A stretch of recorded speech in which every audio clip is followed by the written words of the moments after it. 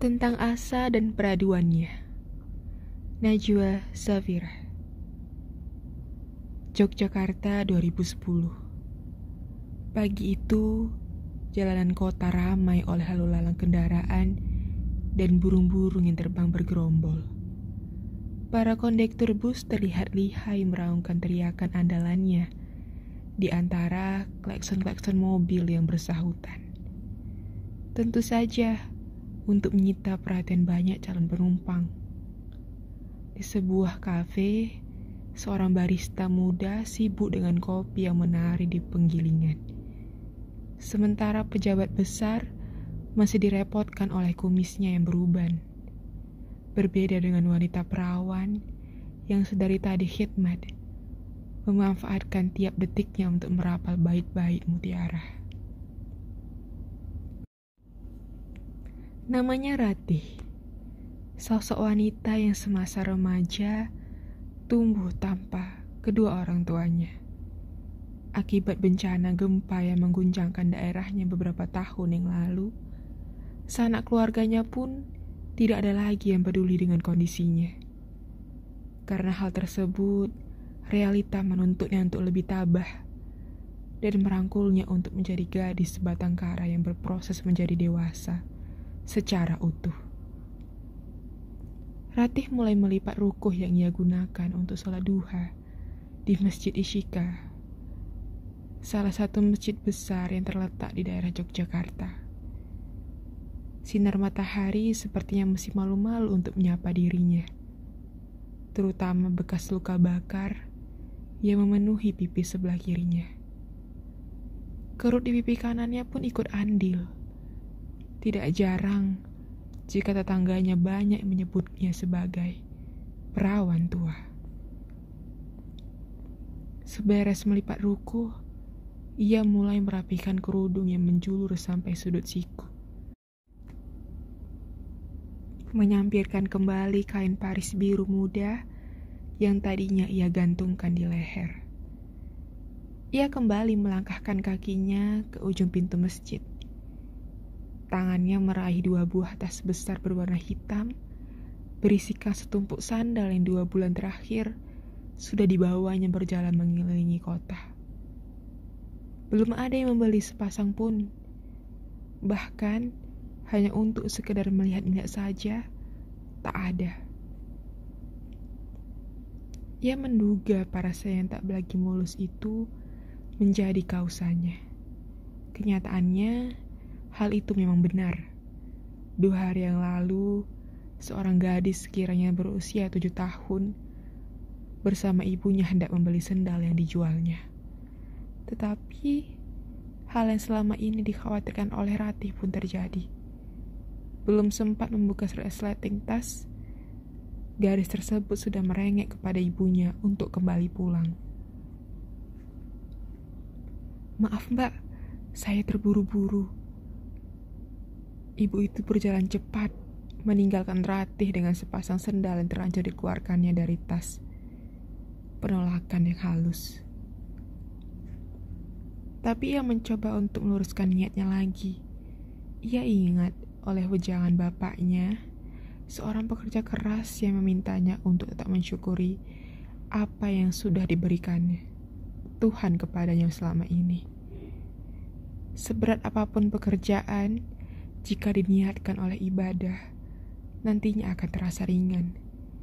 Ia pun yakin segala pekerjaan dilakukan dengan pondasi keikhlasan akan mendatangkan keberkahan. Sayangnya, keyakinannya tersebut belum berujung pada jawaban-jawaban yang selama ini ia harapkan. Dagangannya sepi, tidak berkurang sepasang pun.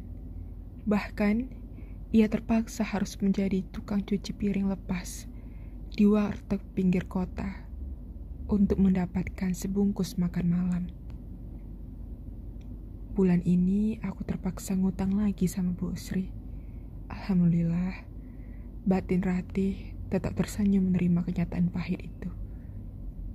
Pandangannya kini tertuju pada dompet kecil yang hanya berisikan selembar uang 10.000 rupiah.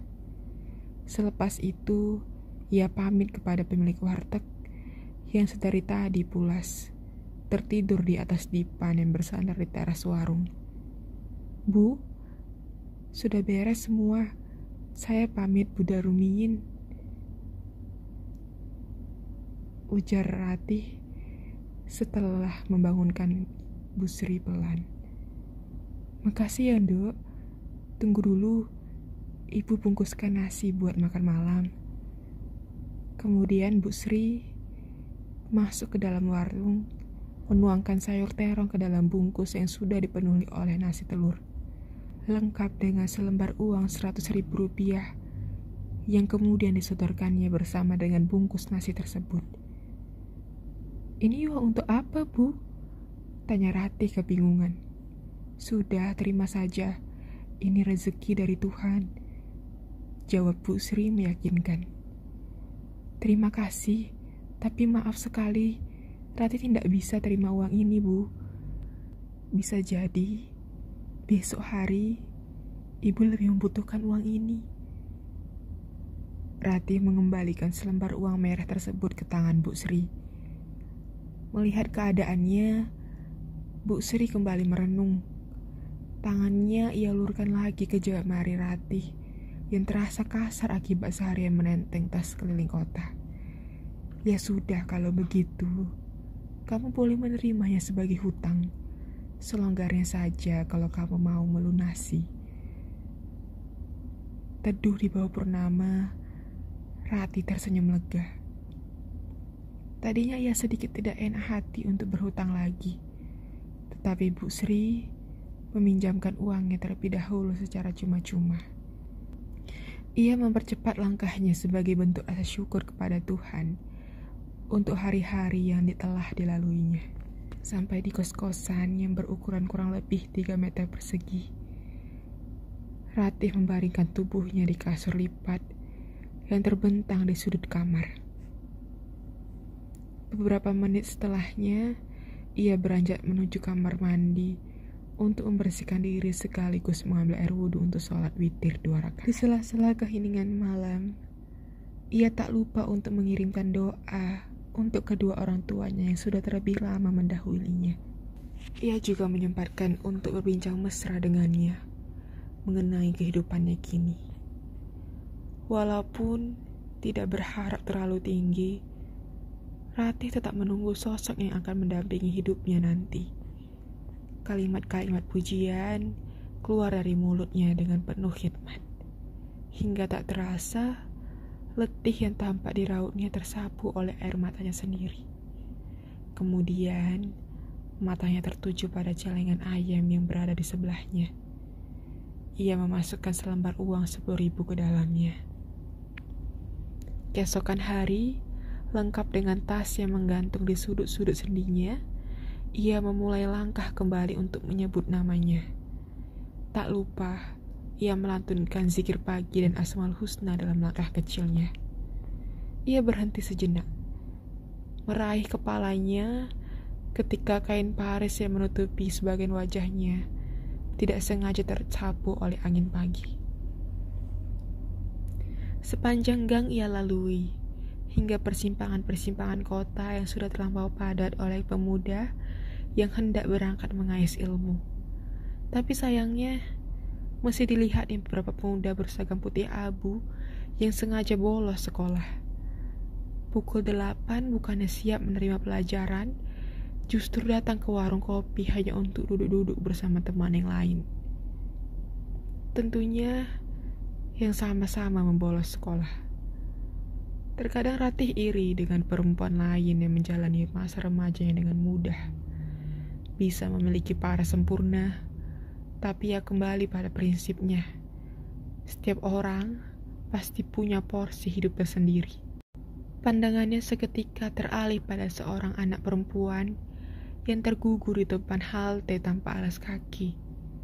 Ia beringsut menghampiri dengan sedikit harapan agar anak itu tidak teriak ketakutan ketika melihat parasnya nanti. Ratih berjalan tertatih, sedikit canggung. Sejurus kemudian ia bertanya, "Kenapa menangis?" Anak itu tersentak kaget Ketika wajahnya ia arahkan pada sumber suara yang tidak lain itu adalah Ratih, spontan Ratih langsung membalut parasnya dengan kain paris berwarna biru itu. Ia takut kejadian beberapa bulan yang lalu itu terulang kembali. Kemudian, 2 patah kata terucap dari sang gadis. Ayah. Tangannya meraba ke depan, pandangannya kosong. Anak itu buta. Ini Kak Ratih, tenang. Kamu bersama ayahmu tadi? Sedikit rasa lega di benak Ratih, karena gadis itu tidak jadi menjerit akibat luka bakar yang masih membekas hebat di pipi kirinya. Iya Kak, baru saja bus Trans Jogja datang. Belum sempat saya masuk, tapi gadis itu tidak melanjutkan kalimatnya akibat tangisnya yang semakin menjadi. Berbagai cara dilakukan Ratih agar tangis itu tidak lagi menjadi pusat perhatian banyak orang di sana. Ratih mulai mencoba meraba tasnya. Jemarinya cepat memilih sendal berwarna merah muda dengan hiasan mutiara di ujungnya. Tanpa basa-basi, dipasangkannya sandal itu ke telapak kaki mungil sang anak. Cantik sekali. Senyum terlukis di paras Ratih. Tangis terbendung seketika. Anak itu akhirnya menjadi pembeli pertama sandal yang sudah dibawanya keliling selama 2 bulan terakhir. Atau lebih tepatnya, sebagai pemakai. Karena yang pasti, Ratih memberi sandal itu secara cuma-cuma.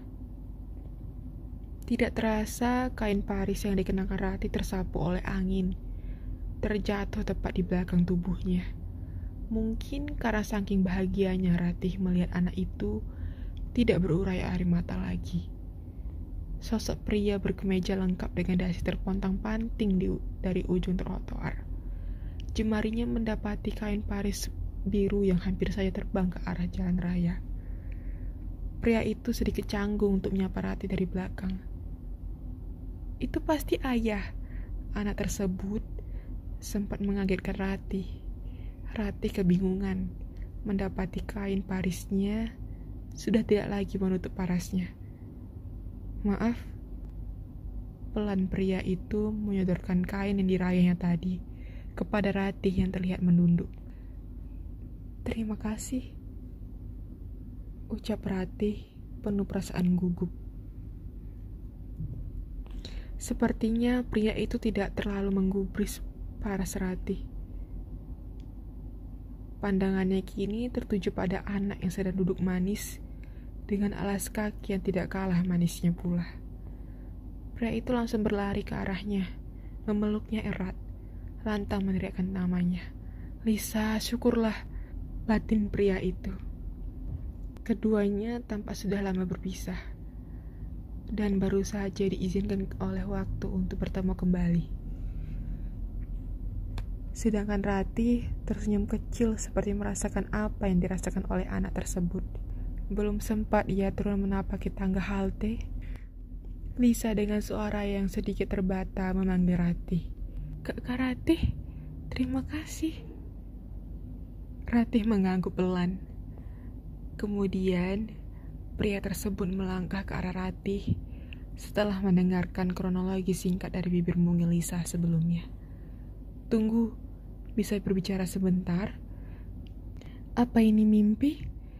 Seorang lelaki berperawakan gagah, mengenakan kemeja rapi bak orang penting, meminta waktu kepada seorang gadis. Bisa dibilang sudah tak muda lagi, lengkap dengan parasnya yang tak lagi sempurna. Setelah bertahun-tahun lamanya, jagat raya kembali mengejutkan Ratih di sebuah halte bus yang terletak di Kalasan, perbatasan Jogja, Solo. Pembicaraan itu berlanjut dalam warung makan yang berada di sudut kota. Sudah berkali-kali Ratih tampak menghindari kontak mata dengan pria itu, dan lebih terlihat akrab dengan Lisa. Ratih seperti menemukan sesuatu yang telah lama hilang darinya. Kehangatan bersama keluarganya dulu.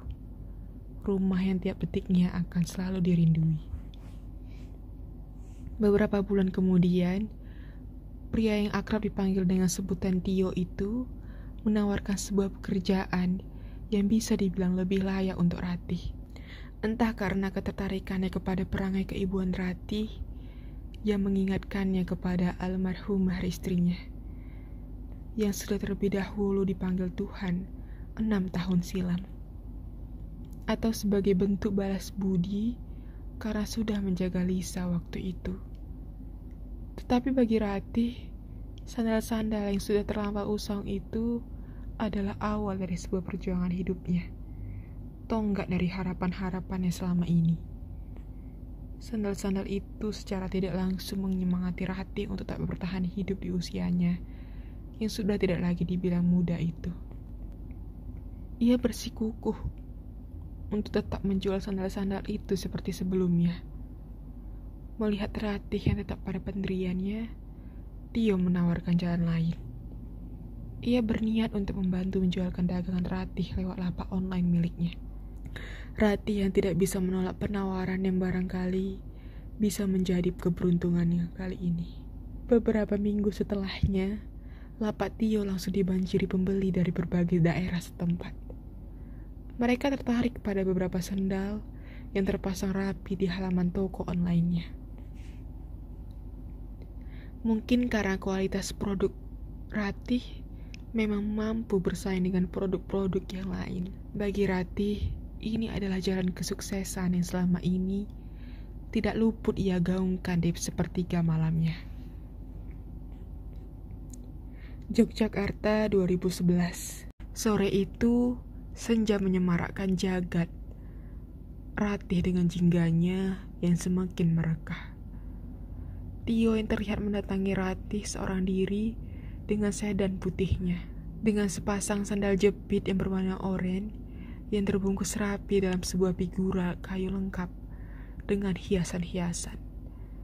Setelah perjumpaan setahun yang lalu, Ratih lebih mengenal Tio. Sosok yang sederhana, rupawan, dan penuh kasih sayang tanpa pandang bulu. Perempuan mana yang mau menolaknya? Waktu itu, cahaya keemasan yang menghias langit senja menjadi saksi bisu untuk mereka.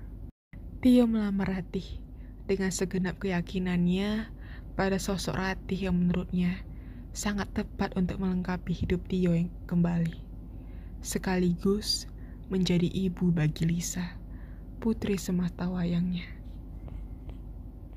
Jika kamu bersedia, Ratih, kita bersama akan melangkah lebih jauh setelah ini. Sepasang sandal ini yang senantiasa melengkapi satu sama lain akan menjadi bukti perjalanan kita nanti. Tio sedikit malu mengucapkan ikrar itu. Ratih terdiam. Ia masih tidak percaya dengan kalimat yang terlontar dari mulut pria yang terlampau rupawan itu. Jadi, selama ini Tio juga merasakan apa yang ada di benaknya. Mereka berdua ternyata saling mencintai. Tapi, jemari Ratih mulai meraba luka bakarnya yang masih membekas. Satu lagi yang tidak dipercaya Ratih. Tangan Tio perlahan mendekap jari Ratih. Tio mengangkatnya perlahan di sela-sela senja yang sudah mulai raib di antara atap-atap rumah kontrakan. Aku sama sekali tidak mempermasalahkan hal itu. Tidak semuanya bisa diukur dari segi fisik, Ratih. Sudah lama aku kehilangan istriku, dan aku menemukannya kembali dalam dirimu sejak pertama kali kita bersua di halte itu. Tio masih berpegangan pada jemari Ratih erat. Biarkan kamu menjadi kado terindah untuk Lisa nanti, lanjut Tio, kali ini dengan senyum yang mengulam di bibirnya. Paras itu kini menjadi semakin rupawan. Bagaimana? Tio masih menunggu kalimat manis itu keluar dari bibir mungil Ratih. Baik Tuan, semoga Tuhan memberi jalan. Ratih masih terbiasa memanggilnya dengan sebutan Tuan karena rasa hormatnya pada lelaki itu. Panggil Tio saja. Ratih hanya mangut sambil tersenyum. Kali ini Ratih benar-benar tersipu malu bercampur haru. Di balik suka itu, ia teringat paras kedua orang tuanya, lembut membelai Ratih dari kejauhan. Seandainya orang tuanya masih ada, ia tahu persis apa yang akan dilakukannya. Tapi kali ini, Ratih hanya bisa memandang langit hangat, membayangkan orang tuanya tersenyum bahagia di kejauhan sana. Malamnya, Ratih berencana ingin berbagi kebahagiaan dengan Bu Sri, yang selama ini sudah ia anggap sebagai kerabat sendiri. Saking bahagianya, seberes sholat Isya, kakinya menyeret sendal biru yang sedari tadi menunggunya di teras. Jalannya dipercepat, kain parisnya dibiarkan melambai-lambai menyapa dinginnya angin malam. Ia tidak terlalu menggubris luka bakar yang menutupi hampir setengah paras putihnya itu. Rasanya Tuhan mengabulkan harapannya terlalu cepat. Satu persatu jawaban itu datang. Sejak pertemuan yang tidak direncanakan itu, tidak terasa, ia sudah berjalan 1 kilometer jauhnya. Pandangnya sedikit buram. Ia mencoba untuk meneruskan langkahnya, melihat warung Bu Sri tinggal di seberang mata. Tiba-tiba cahaya terang yang berasal dari ujung gang dengan cepat menghampiri Ratih yang setengah terhuyung. Badannya kini ambruk, kainnya terlepas mengikuti arus angin malam. Malam itu tepat pukul 8. Harapan-harapan itu kandas bersama dengan tubuh mungil Ratih yang tertabrak oleh sedan yang melaju kencang di tengah-tengah keramaian. Sejurus kemudian tubuhnya sudah dikerumungi banyak orang. Bu Sri sempat pingsan karena mengetahui tubuh Ratih yang kini berlumuran darah. Warga yang bergerombol langsung menghubungi pihak rumah sakit terdekat. Ratih masih dengan tubuhnya yang sekarat. Ia sudah tidak dapat merintih lagi karena kuatnya perih yang membalut parasnya yang kini penuh dengan cairan alkohol. Sepatah dua patah ia utarakan kepada sang dokter, yang menurutnya itu adalah satu-satunya harapan terakhir yang bisa diwujudkannya. Ia yakin harapan-harapan itu akan tumbuh kelak walau raganya sudah tiada. Dokter muda yang mengenakan hijab itu hanya bisa mengangguk, pilu memandangi tubuh Ratih yang kini terbujur kaku. Sebulan setelah hari-hari penuh sendu, Tio hanya bisa pasrah memandangi sandal jepit yang sempat diberikannya kepada Ratih kala itu. Sandal itu masih terbungkus rapi dalam figura yang kini bersandar pada nisan bertuliskan nama perempuan yang selama ini ia dambakan bisa melengkapi hidupnya kembali. Tepat di sebelahnya, Lisa hanya bisa duduk termangu. Sorotnya kini berbeda, bersih, penuh dengan harapan berapi-api. Jemarinya mengelus-ngelus kepala Ratih yang sekarang hanya bisa dirasakannya lewat nisan putih yang berdiri tegak di ujung pusara. Kak Ratih pasti sangat cantik, ujar Lisa. Tangannya masih menempel pada batu nisan tersebut. Tentu Lisa, secantik jiwanya yang akan tetap mengabdi di sini. Tio mengarahkan jari telunjuknya ke pelipis Lisa. Kemudian ia memandangnya amat-amat dan memeluknya erat. Sehangat pelukan yang sempat diberikannya pada Ratih di hadapan senja kala itu. Tangisnya kini lepas di antara helai rambut Lisa yang menjulur sampai bahu mungilnya. Tapi ya, kenapa mata Lisa sekarang bisa sembuh? Lisa masih terlalu polos untuk memahami keadaan. Tio menyekat tangis yang terus mengurai, kemudian mengarahkan senyuman terbaik untuk putri semata wayangnya. Itu kado terindah dari Kak Ratih untuk ulang tahun Lisa yang ke-7 besok. Kedua pipi Lisa kini mengarah ke langit-langit pusara.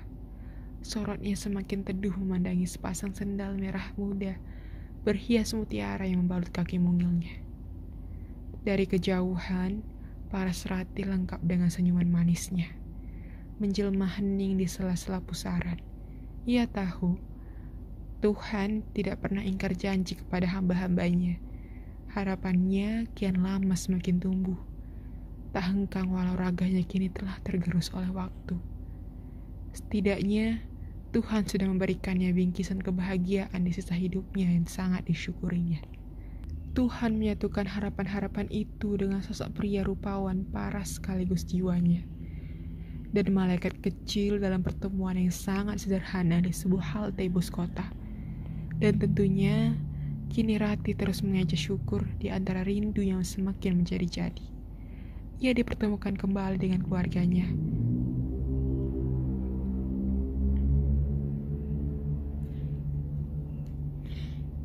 Dalam perjumpaan hangat di episode baru yang tidak disangka-sangkanya selama ini, rasa damai akhirnya kembali menyeruak dari dalam Kamboja yang bermekaran tepat di atas pusaranya. Selesai.